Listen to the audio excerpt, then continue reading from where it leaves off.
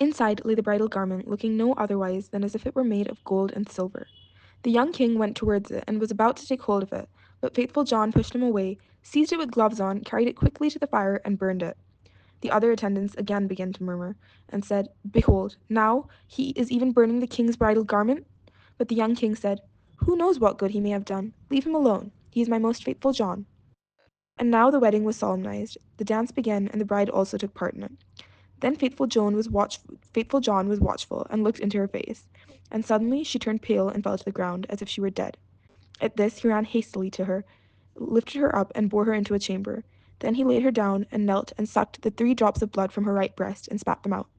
Immediately she breathed again, and recovered herself. But the young king had seen this, and being ignorant why faithful John had done it, was angry, and cried, "Throw him into a dungeon." Next morning faithful John was condemned, and led to the gallows, and when he stood up high and was about to be executed, he said, "Everyone who has to die is permitted before his end to make one last speech. May I too claim the right?" "Yes," answered the king, "it shall be granted." Then said faithful John, "I am unjustly condemned, and have always been true to you." And he related how he had hearkened to the conversation of the ravens when at sea, and how he had been obliged to do all these things in order to save his master. Then cried the king, "O my most faithful John, pardon, pardon, bring him down." But as faithful John spoke the last word, he had fallen down lifeless and become a stone. At this the king and queen suffered great anguish, and the king said, "Ah, how ill I have requited